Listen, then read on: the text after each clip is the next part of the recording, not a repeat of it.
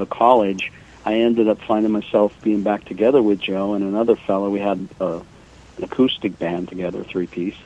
And yeah, that was good too. We sounded really good, but we didn't play a lot. But we had a good sound. And I'll tell you what, we had the way that got together was how did that happen? I think I was like, I don't know, how did it happen? Do you remember? I think maybe I try to remember that. That's one of the stories.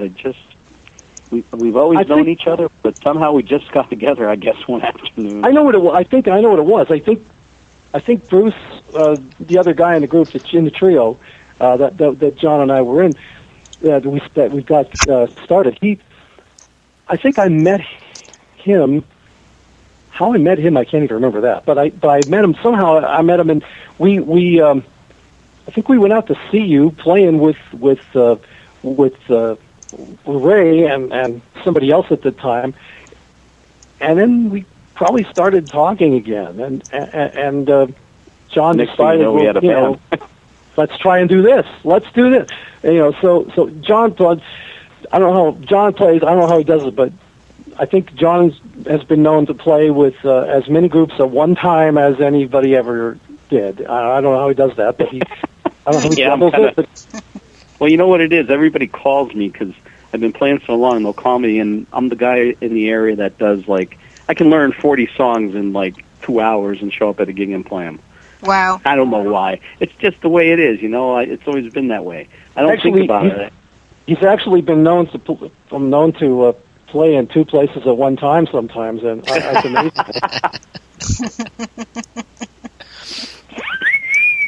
That's me.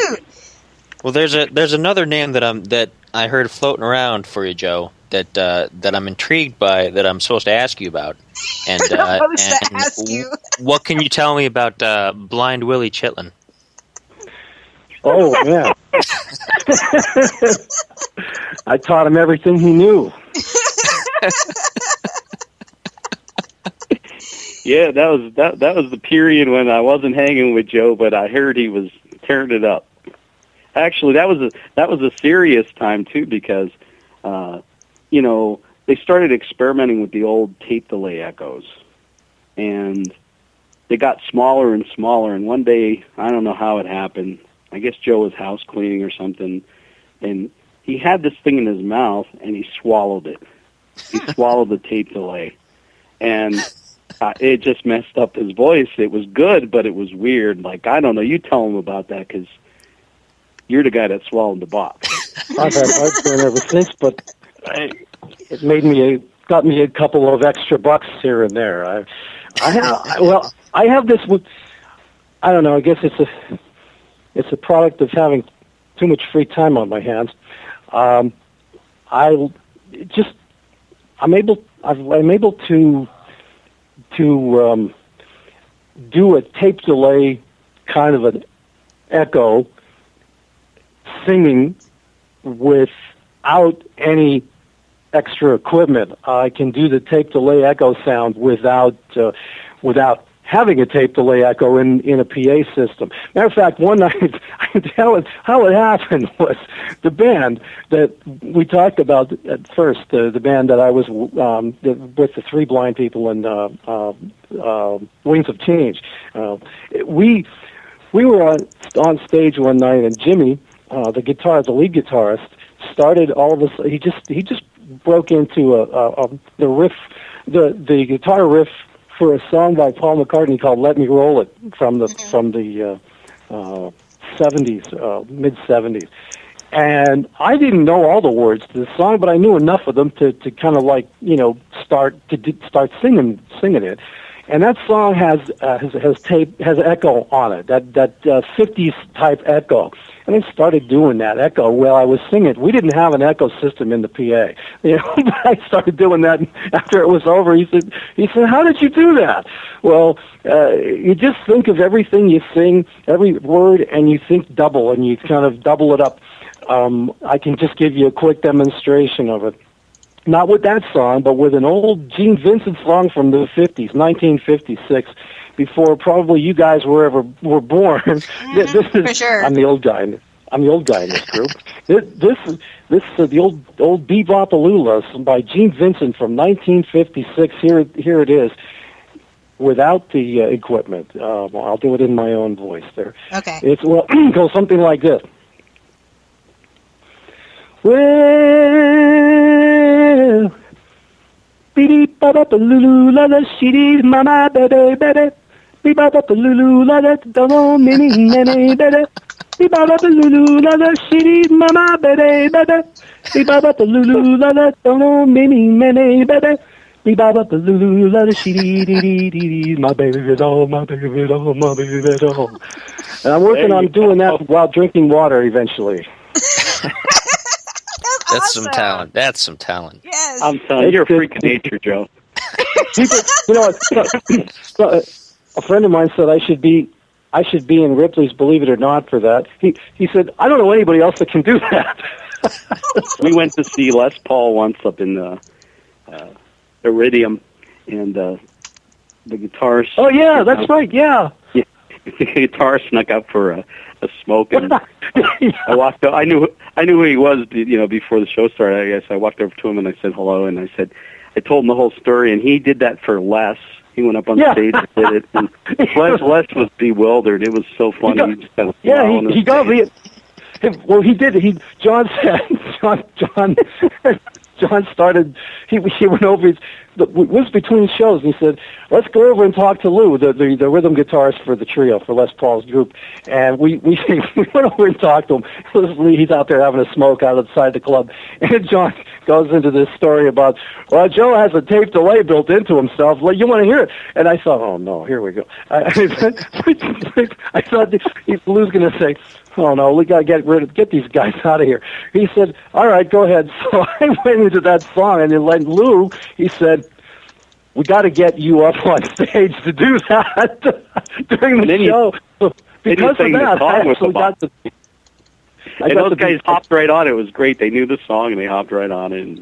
Well, yeah. And we have... unfortunately, we don't have the recording, but we have the picture... I have the picture to prove it. John took a picture of me up there, standing up there with Les and the guy in the group. And oh man, I mean, if it wouldn't have been for that, it never would have happened. So fast forward ahead, when it came time for me to finally get my butt in gear and do an original album, I gotta have my boy doing something, singing, playing harmonica. And I called him up, and he's on, and he's been on both albums. Sorry. Doing pretty much the same thing. Mostly it's vocal stuff, but sometimes on harmonica. How long have you been playing harmonica, Joe? Oh, ever since I pretty much ever since I was a kid, I guess. I just fooling around with it. I never took lessons or anything, but I think harmonica is pretty much a self-taught instrument. If you really have a bit of an ear for stuff, I think you can pretty much just figure it out by just playing around with it. I mean, that's how I learned. I'm no expert at it, but I can get around it and get around it enough to be able to play for myself. Wow. And John, I'm only a small part of the album, but the others that are on John's album have a much bigger part in it. But the reason they're not on here for this interview is because I'm the only one out of them that probably doesn't have a day job and can stay up this late. Nobody else that was on the album good. I'll tell you what it is hard finding in this area, in my little corner of the world, available musicians that can do it full time and want to do it full time. And in fact, right now I'm looking for a permanent, hopefully full-time bass player, and we have one scheduled for, I guess you can say, an audition. It's more of a jam. It's really about the mood. If it's the right person, you just know there's a chemistry. And if this guy's got that, I'm pretty sure he can play real well. And I recently found a drummer, actually a guy I knew for like 20, 25 years. He's a little younger than I am. He worked at the music store I worked at, but I never saw him because we were on different schedules. I'd see him once in a while, talk to him, say hello.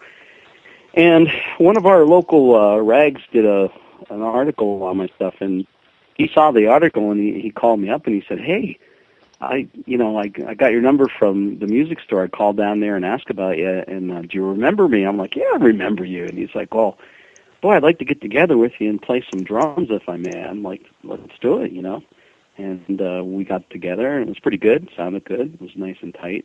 And I'm like, okay, we're starting to get the formation of a full-time band, And but right now, as it stands, I pretty much write all the stuff basically, and then enlist the help of all these crazy characters to come out and help me, like Joe, and that's how we get it done, That sounds awesome. You guys sound like you have a lot of fun too. Well, you have to have fun. Absolutely. What's the point? If you got to get out of bed every day, you might as well do something you enjoy. Absolutely. You can share, Yeah. Yeah. So, I mean, this show's great. You have fun doing it, right? Oh, absolutely. Absolutely. Well, there you go. I'm enjoying every bit of it. Talking to different kind of musicians, different part of the world, learning new things, learning stuff that I never knew about, and recapping things I do know about. So it's kind of cool. Yeah.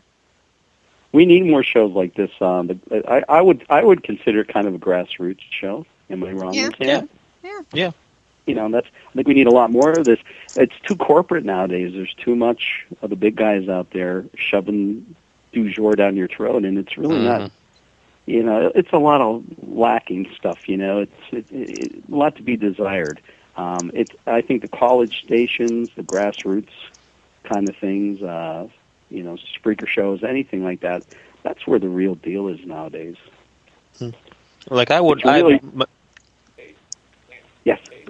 I would never say myself, of course, that certain music isn't worth listening to per se, but I would say I don't care for it, and it just tends to be that most of the music on the more corporatized, so to speak, radio stations is music that I don't particularly care for. So having a smaller show like this, where we can have guys like you on and like Serial Obsession and some of the other bands we've had, it's refreshing listening to music that we might not have found. True.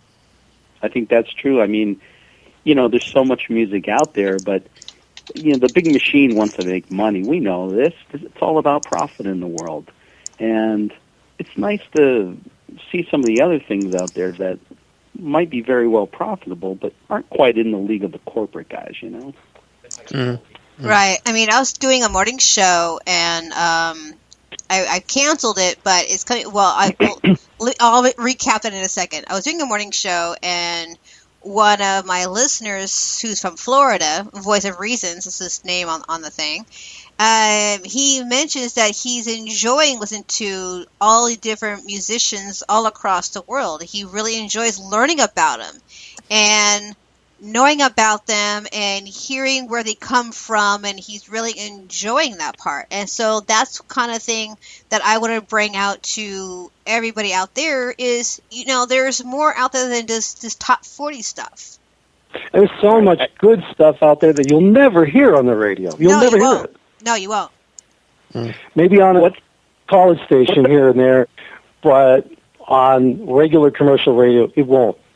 Yeah. Well, Joe, you're a PBS guy, and I know I am too, but not only PBS, but other things. What's that Prairie Companion show? Prairie Home Companion? Mm-hmm. Oh, my God. Yeah, well, they have people on there.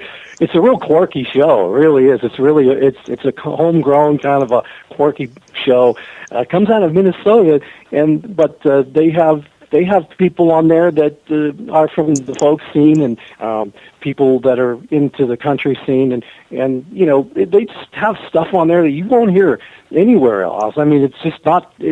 Some of it you will, but a lot of it is not mainstream at all. And it's just I've heard of a lot of people on there that I can't remember even because I only heard them once, but it was like people that are just so good. And it's a great refreshing change from the everyday. I mean, even the classic rock I listen to it's good, but after a while it's like after you've heard the same stuff over and over, it's like, well, it'd be nice to hear some new old stuff that you never knew about. Yeah, absolutely. Okay, guys, I got to take a small little break, and then we get back. I got Johnny. I have a beautiful sunny day. So before we go on a break, Tell us about that song.